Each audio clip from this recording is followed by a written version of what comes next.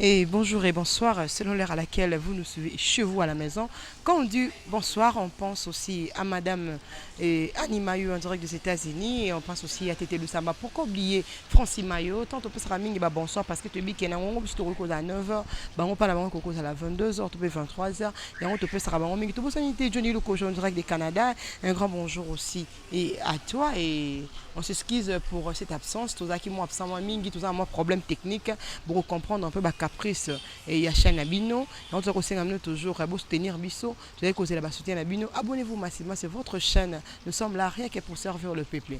Et les lois à tout yenga Nabino te kolobela quelques actualités. Cause la moins actualité et cause la moins mingi to kolobela obé sujet manquant. Nazana katanda kwa INC vous avez côté na simanangai quand on voit l'INC on voit directement et Vitel Caméré qui est en prison le directeur du président de la République va qui arrêté la procès et na projet il y a son jour il y a président de la République on le loto nanda kwa INC pour na komela bino ba bengi maître en tout cas ba koloba ya solo alemba ka micro te azali wana pour na besoin na to ngaka mingi koya na source et pour na kolongola ba nungu nungu na procès ya son jour to yoka ba benga ki wa biso ndeko au maître le juge Raphaël a dit qu'il la semaine passée, nous d'aller circuler partout dans des réseaux sociaux, partout dans Ngomba, plus de moitié de Kinshasa, où le juge a été empoisonné. 6P et Aliboso na kata likambo nyonso selon peuple congolais selon les réseaux sociaux balobi na kata yente. Yango wana tokendaki musika te toye kaka na ndako pour na solo ko récolter information yango wana to na minimum maître Basile à qui on dit et bonjour maître. Bonjour madame la journaliste. Santé ça nango malam. Santé ça malam malgré mon papa Covid et ça coupé. Malgré mon pépé arrestation et Vital Caméré et azana kata prison injustement mais tout ça na biso. Vous avez que ça la ignorance, il y a qu'on reconnaître qu'ils allaient pandémie, parce que nous tous bien la masqué, les électeurs na biso wana pour na kolobake. Pour le moment, souci tous ça nango zali que pandémie, oh ya bengi épidémie ya corona et qui ne peut me ka vivre. Madame ba question ça ya yo, ba réponse ça ya ngai. Question majeure oyo za ko préoccuper biso ezali arrestation ya mwana mboka Vital Caméré oyo bakotisa na makala injustement ti lelo ezali kokamwisa biso na likambo oyo bakangela mokonzi na biso. Donc nous sommes préoccupés uniquement ça m'engage que moi na makambo etali arrestation ya mwana mboka Vital Caméré. Covid-19 pour la mettre Basile, ça ne dit rien. Non, je ne suis pas médecin. Je ne suis pas médecin, je ne suis pas à l'équipe. Merci parce que vous avez respecté les mesures barrières. Je suis un procédurier, on s'incline à l'autorité publique, mais je ne suis pas intéressé à la bilokoana. Tout c'est la tour à Ganding, mais biso etali biso sande kokangama ya président na biso. Vas-y, nakobeta li solo ya kenon ya arrestation ya président Nabino. Tout le monde qui au babengi le faiseur de roi, le pacificateur Vital Caméré. Na kati ya boloko, et le comme maki na kati ya boloko dali procès à son jour, à Sambaki le 25 ko ele kaki a otaki ko samba mikolo ele kaki mais juste après ko samba na ye. De comme on a liwa ya juge Raphaël. Oyo bazali ko indexer INC. Yo ko lobani ne. Et ça la biso passe mingi.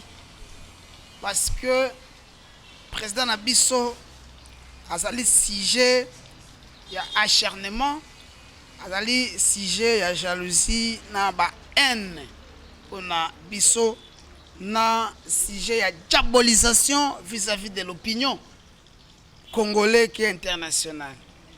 Question Liboso avant de commencer, quand on a vu la Kinshasa, na RDC, de tout le monde a bandé qu'on a biso basala marche. Pour n'avoir soit éclaircissement makabo etali 15 millions bakendaki musika te balobi Vital kakaye ndayibi mbongo tulongo wana kaka wana vila Kinshasa nde baloba Vital Caméré moyibi ya mbongo aso de montant président bakiti na nini na basali descente ye na directeur de cabinet na ye gouvernement asali communiqué na ye apesi misala 55%. Gouvernement kaka na communiqué wana na truchement ya ministre ya budget ba reconnaître que babandaki kopesa susu misolo te pour avancement ya misala mais bango bazwi ndakisa bazwi mpifo bazwi mpifo ki babanda kopesaka mbongo par tranche ti misala oyo ekosila wana peuple congolais azwaka na yeka réponse te mais président leka na top Congo aloba soki lelo misala ya saut de mouton parce que 100 jours ezaka saut de mouton te 100 jours eza na éducation na carte éducation ezali programme na biso ya gratuité biso bato réaliser on a 100 jours mokonzi mboka na carte ya 100 jours tolobelaka makambo ya santé na carte ya 100 jours tolobela makambo ya électricité na carte ya 100 jours tolobela makambo ya banzela mais kana mboka oyo kaka na 100 jours nde babenga faci béton mpona nini na carte ya 100 jours to bétonner avenue force na Kasavubu na carte ya 100 jours to bétonner avenue des universités na carte ya 100 jours te bétonner avenue ya nini ya nani Bokassa Asayo ala pona ville ya Kinshasa yango babenga faci béton est-ce ça mabe na carte soki 100 jours ezalaka te mbele président babenga faci béton c'est un bon programme ke maître Bazita to koloba boye parce que ça liboki bopesa ki bato neti to koloba boye to boyi te no so koloba wana ya so to komona ngokokisama mais tant to koloba bongo ne siko to komona louche peuple congolais ganga te pa lobate parce que abotie mbutu nzela kuna ya pompage boya kokenda ngo ezalaka te kingasa na suka kutu soko kei bosa na koto donc tant to ke kingasa na suka mi lobela na kei pona kozonga ka pokwa nyonso wana bato ko koloba te omoni na oto ko pesa réponse so de monto ce que zwaka retard parce que gouvernement abanda ko pesa mbongo te gouvernement asalaka communiquer na après déclaration président na top Congo asalaka communiquer na ye a reconnaître ka banda ko pesa sumi solo te otangi pompage mona tango muto asala projet na ye abi ala na kosala so de monto senga autant na devis ba pesa ye mbongo asala peuple akoma ko réclamer que nzela ya ma o ezali kotoyo eza mabele fi ba chango makadam mais ezalaka répertorié te ou bien ezalaka budgétisé te c'était notre problème mais ce qui n'a makabotel so de moutons nécessaire là ce n'est pas un débat parce que société wana est engagée que pesa biso so de moutons et pesa que biso ngope et ceci là ce que tali basala msala te c'était maintenant notre problème o ebimaki ke nzela o ezokende kotoyo esuka eza mabele moyen négatif faut bâtir la makadam pe bimaku c'était notre problème yango na bazo sala yango mais na carte ya programme ça a été baloba il faut pas sala ka so de moutons ce n'était pas aussi à Vital ou au président de la République parce qu'ils ne sont pas des ingénieurs ba ingénieur nde bazalaki wana ba pesa ki baloba eza bobo ba pesa bango misolo basalaki lelo oyo avna yo répondre à mutuna na yo na lokaki bato ba comprendre tolongwe na 15 millions tolongwe na so de mouton tolongwe na so de mouton to komi na mbongo ba kisi na ba transfert ya ba millions 400 millions 370 millions 9 millions et pas moins si les qui a moins na ye après te okoma na makamba détournement ya mbongo ba maison préfabriquée na yebike ezambala liboso bato ba ya koyoka mowana na programme 100 jours bato bana koyeba yango te mais tala bisika to wuti 15 millions soti montant maison préfabriquée nini bakis et transfert ya ba millions te okoma na 1 million mais ya mutu ya na makambo ba holande la président na biso pona détournement. Le détournement, c'est une infraction en droit congolais. Érigé dans l'article 145. Alinéa souka balobi mbongo wana oyo un détourneur mutu azo détourner misolo wana parce que mbongo ezalaka destiné pour ça leloko songolo na pression ndakisa. Gouvernement pression mbongo potongela biso nzela. Yo si mbongo wana otongeli biso yango bandako. Vous avez détourné les frais de l'État pour l'argent de l'État. De deux, mbongo wana tango ezobi mezalaka na ba trace matérielle. Donc il faut ba pièce ezala. Parce qu'il faut document ezala, ce qui est bimi, il faut aussi mbayango. Mais na cheminement, na chaîne ya dépenses ya misolo.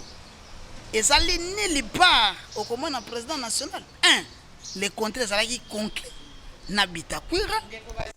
Et voilà yo toko ko ibomo malbana ko lobete c'est que vous avez koloba ya solo soki ndeko Vital Kamerhe ko se retrouver na bolo ko se retrouver injustement oui oui ba tchana bolo ko poani ba créer la bizarre infraction à sikana droit comme nango confortation pour des raisons de confortation tofandisa na boloko confortation na Jamal confortation na DG ya Raobank confortation toyokana confortation na Jamal confortation na DG ya Raobank confortation na ministre infrastructure à l'époque Thomas Luaka confortation na ministre ya santé confortation ya bato nyonso wana etikala kosala mati et puis balobaki que les indices sérieux à culpabilité parce que on peut ça marché de gré à gré dans la société fictive trad plus obimisa 10 millions de dollars pour mbongo ya bakise bima mais tango to komi kuna biloko na tuba yelagi yango ko tuna te ndeko bazini tango koloba bongo ke bachaki wana yoza cirque mutu azana infraction te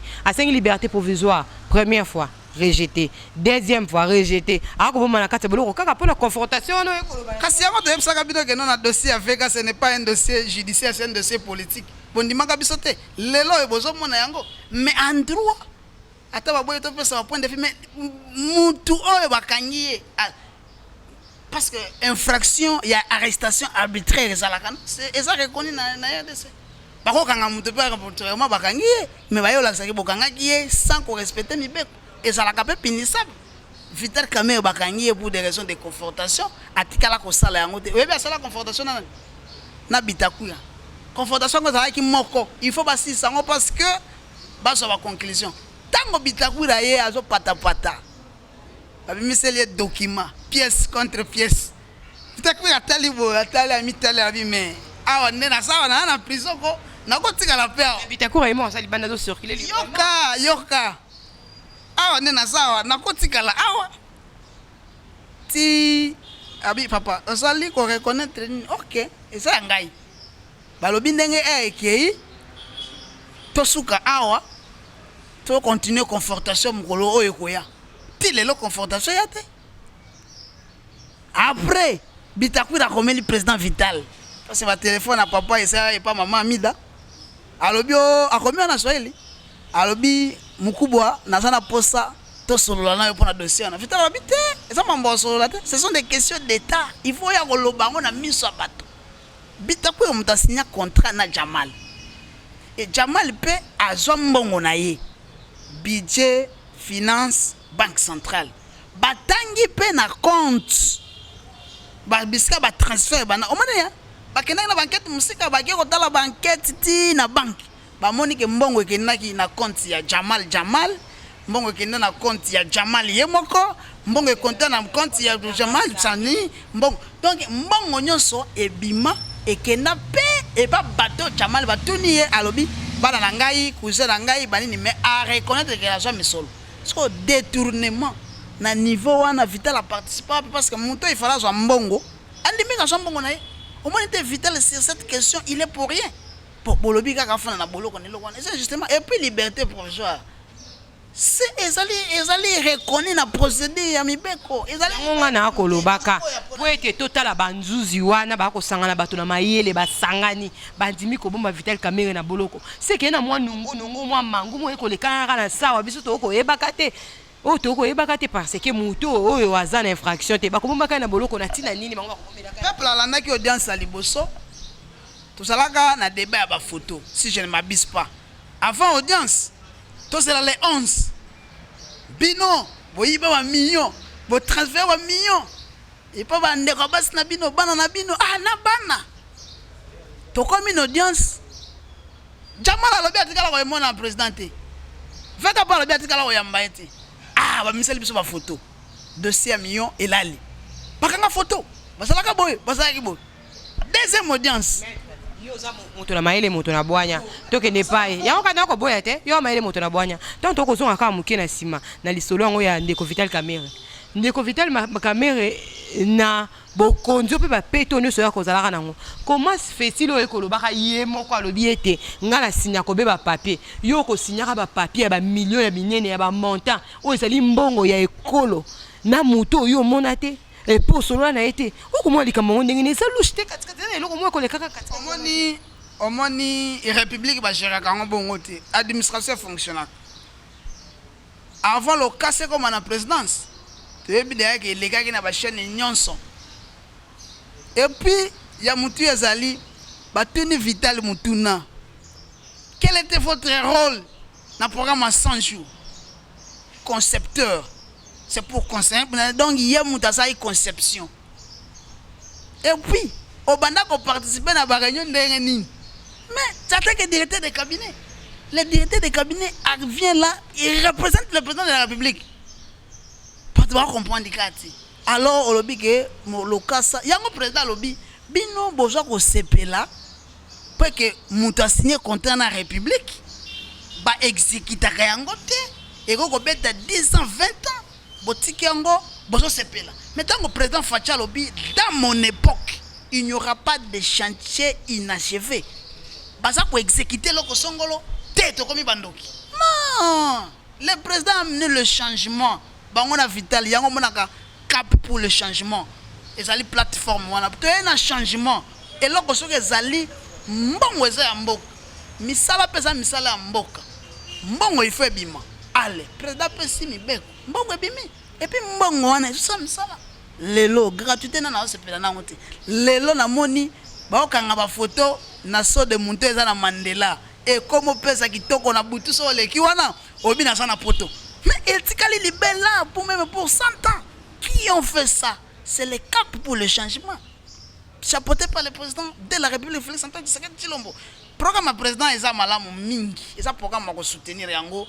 Ka batu nde bangai ko kotsa. Mon président lobaki na audience.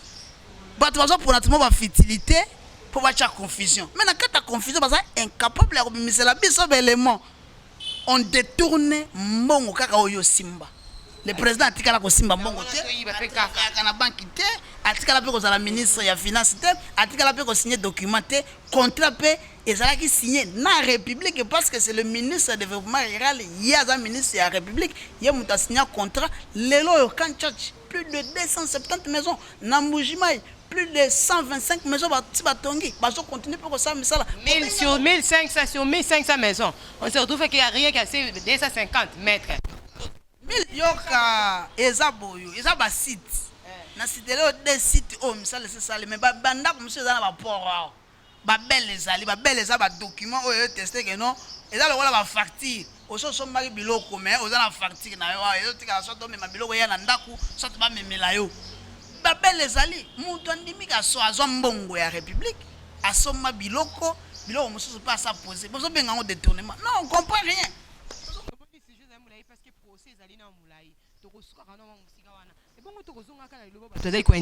Juste, bino bato ayinete boko bomaka likambo na ça, bato ba ko indexer le pacificateur Vital Kamerhe d'empoisonnement, il y a le juge Raphaël. Ils ont ça la biso passe. Il y a ça li communiqué samedi à lobby, il faut biso peto mona clair na dossier o ya kukufa ya juge parce que tant que juge akufaki ba autorité officielle ba lobby akufi na création de crise cardiaque mutali bosso lo bakango autorité à la police après 3-4 jours ba misele biso résultat qui akufi na poison alors to linga nini examen au processus que neti na suka il faut to yeba sikoyo poison ngo akufeli et kotaki na nzoto quand dirait à poison ezalaki pour combien de dirait. Et puis poison oyo kotaki na nzoto ezali substance nini mai mafuta fufu tonine nde yango tokoya koyeba siko na sima ki ande o de ça qui était près de lui soki ke mai nde azali nazo pesa exemple soki balobi ke mai bon na dernière minute nani azali muta suka yo pesa mai il faut batala pe dire parce que wayebi ke non amelaki mai par exemple to pesa exemple ke na koza na meli mai lelo na 10h. Après 10 heures, et là, il faut te dire, il était avec qui? Il était où? Banquette, ils ont continué. Il y a un biso, tout ça, on a posté, réseaux sociaux. Nous ne devons pas gérer. Maître Basile, pour nani lisola 15 millions, tozongo benabino. Tu es na lisola ba maison pour fabriquer tozongo pas na bino. Tu es na lisola ba so de mouton, kaka na bino. Le tu es na lisola empoisonnement pour musu pe zalia. Ah kuna na ensemble ba boko we la rapporte ya batu ya kabundi. Kaka bino. Donc na misa to bete la bino ka ba boko. Pour na biso, nous ne sommes pas des Congolais. Donc nous sommes Congolais comme tous les Congolais. Olobi ke kaka biso kaka biso. Mais bato bayemba 15 millions. Là on a 5 bino. La muke ça la marche. Ngana kolinga ba ça la marche. Po bayeba ke non 15 millions ça. Soit nenga bakangi vital. Ba comment pas comme la mutu wana balobi juge ndeko kangi vital si la lana epeli kamba 15 millions mais il suffit pas ya koloba il suffit ce la biso pièce contre pièce bola ki c'est que non pièce yango Vital Kamerhe nde ya sala tozali na droit coutumier te tozali na droit écrit lorsque tu as makambo il faut tout ça la preuve de bolobi susuke 15 millions mais moto ya na preuve te boloba ki so de mouton moto ya na preuve te toujours c'est la preuve ya lelo ko tozo pene ba bozo ka landela biso na makambo etali détournement mais chambala ndimika so mbongo naye mais biso bozo ba ka détournement voilà que ça biso pièce exacte et comme badilatoire bo même biso bo même biso bo INC eza parti monene olobi tozo la poste ya Kabundi to la okimino likambo ya empoisonnement mais c'est Raphaël vous promettez qu'il va le dire que vous avez promis le fait et mot est peli jamais ma na chelo boko na ngai na mutema mutu akoyela ngai vidéo oh Vital Kamerhe alobaki je vais mettre le fait moi je lui donne $500 si vous avez la vidéo où la voix de Vital est sortie que je vais mettre le fait moi je vous donne $500 mais moi plutôt je vais vous donner la vidéo où l'avocat de la République a lobby je vais mettre le fait c'est ebimaki na munoko ya avocat de la République Dédé avant avocat de la République aloba eloko wana ebeloko aloba vous n'allez pas nous échapper ebima na munoko na et puis conclusion eloko wana zaini juge alobi apparemment nous sommes en train de naviguer dans le vide bakati audience, pam à lobby, on peut renvoyer l'audience pour les trois. Les juges étaient au milieu du village. Comment guerre d'esprit? Non, juste dans le milieu de village. Les droits, on n'invente pas les droits. Les droits, c'est la raboyo. Donne-nous les faits. Les juges vont nous donner les droits. Bah, fait, ça déjà. Pièce contre pièce. Chaos debout. Pièce contre exaté. Pièce contre pièce. Chaos debout. Mais, Jamal Andimi na zombon. Vital. C'est normal, c'est un procès politique. Vous voulez le écarter dans la course, ce n'est pas normal.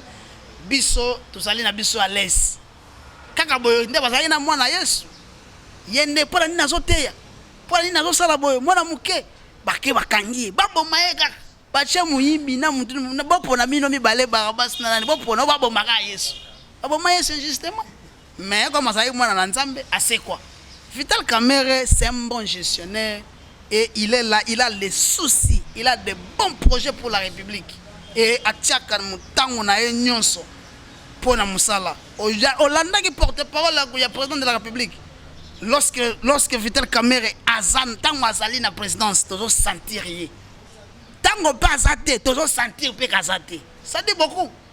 C'est sorti dans la bouche du porte-parole du président. Tant qu'on va comme président, ça bino bako kinara toujours wana ba suspension ba ko lobaka poison ko indara kuna ah baliwa poison to lobaka to baliwa ko landa maka baza ko toujours ko indexer toujours INC yango ndi kamunya ko ko ela rabi porte-parole est président de la République institution président de la République les ana porte-parole na une façon de couvrir bino pe on a ko boya nungu ah si covid est là ko la tibiso ah si kuna boloko justice c'est kumbi biso ah yo ko mona te pendant couvrir biso mais to kinina makala te to kena makala injustement va couvrir biso te alors porte-parole est président de la République qui va poser question covid to poisson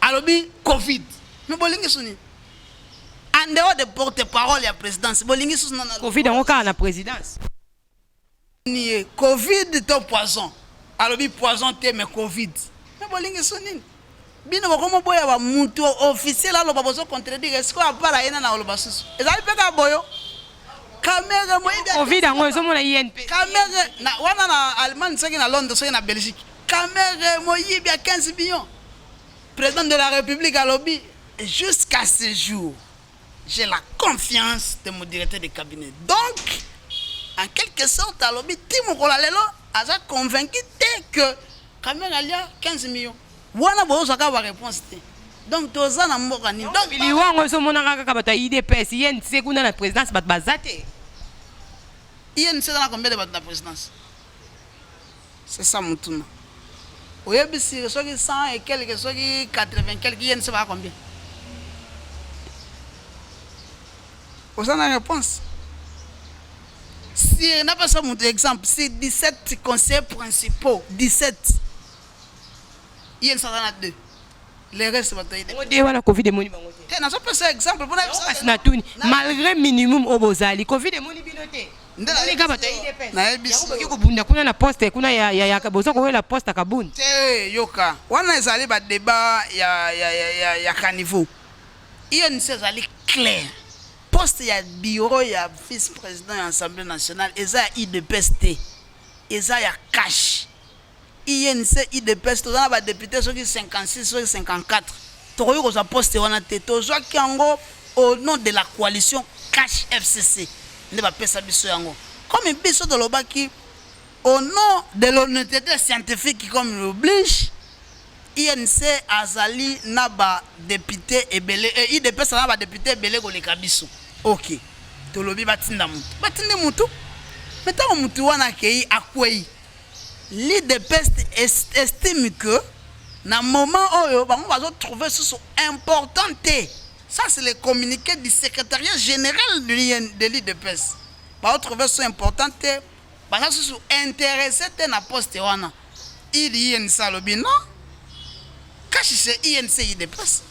Comme l'IDPST aza sous intéressé na question wana te na poste wana te INC azali prêt pour na kopesa candidat wana to biso toza mabe bino mozali boke moko boko mo ateke e comme nzemo ba guerre froide moko yango wana bokomi ko luka pe bobite loko avec akoti na boloko tika biso pe atopesa ka moto soko ko pe atopela tokopelisa moto ndeni président na boloko akomaki communiquer to soutenir Kabunda to soutenir Kabunda kwei poste wana ezali ya INC te ezali ya IDPST te ezali ya cash. Tango parti moko boyi tango bango bazui décision ko boya ko tinda mutu est-ce bazwa kango na décision en tant que cash to en tant que IDPS ce qui est en tant que IDPS INC pas peut position contraire la force d'un regroupement ou d'un parti politique il faut aussi avoir le temps d'accepter les contradictions to ça la garde IDPS andimi a biso ndimi IDPS a boy biso to zali bana IDPS to zali ba partenaire. Et tout sommes là pour des intérêts sont au pakala. Mais tant que nous sommes là pour position position officielle à parti, c'est que non, n'habitumba comme le Kabund, tu soutenir rien. Communiquer officiel les alliés, tu soutenir. Mais tu soutenir mutu à quoi? Si quoi? Comme hier, bango bani va ça bango poste dans la intuitive personnelle qui comme hier à quoi? Mutu pas ça. Et ça qui appelle ça se passe. Bande on a besoin de communiquer sur la jeunesse, sur le parlement de sur nini. Sur le Kabunda kwei coalition PSL. Mais tant que secrétariat général na bango et ça les communiquer, na zeli phrase wana na mona ngote na bi non. Il faut se savoir les mensonges du théâtre. Donc coalition moi na coalition. Tous allez na 23 ministres pour compte ya cash. Sur la coalition katani ba INC IDPS to perdre tous les 23 ministères. Quelle la conséquence? 23 ministères wana ba membre cabinet o va faire parti politique ba ministre tout ba chômeur parce que la présidence déjà de okende soute pour battre ya biso ba na présidence kuna donc bo fa na palais bo ba na sko sa ma donc coalition ça mabete ezali reconnu na constitution yango pe to na kata coalition na ba question ya mboka ya minene esenga kopesa position pe kotala position de zozo et comme memela biso nini et osala biso nini IDPS a position nango INC après ce qui ba sengi mutu na poste wana comme ça cash to kotinda mutu po ba candidat ba zebele to komi bongo na suka ya tranche na biso to kosenga juste mettre basi sur azali na un mois ya koloba na bana INC ba bazali blessé ya komona président na bango na kati ya boloko bazali toujours ko indexé na makamnusu ya minene ya mboka ozo ya komona batu ko indexé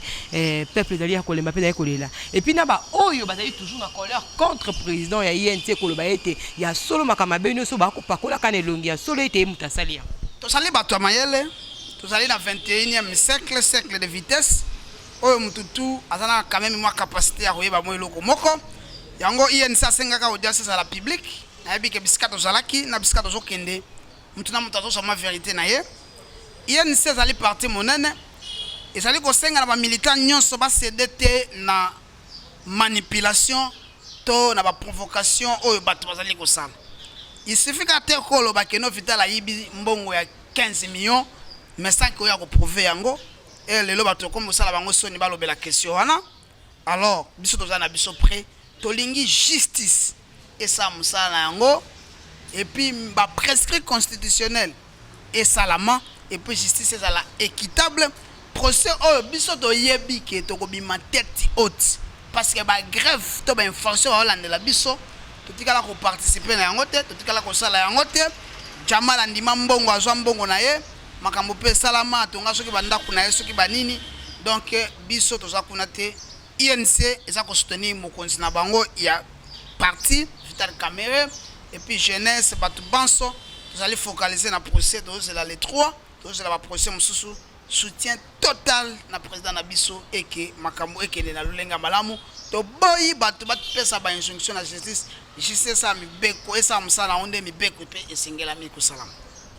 Merci beaucoup à Maître Basile qui a vraiment disponibilisé son temps et pour nous la micro Nabiso. Merci beaucoup et à Nathalie Mwanta qui était aussi là et pourquoi oublier Lissi Milomba, surtout et Bastenaka Isin Télévision. Abonnez-vous massivement, nous sommes là rien que pour vous informer. Merci aussi beaucoup à Chadrak. Pourquoi oublier Junior Moyowa, mon président et là vous y abonnez-vous massivement et ne zappez pas, aimez. Je suis là rien que pour vous servir.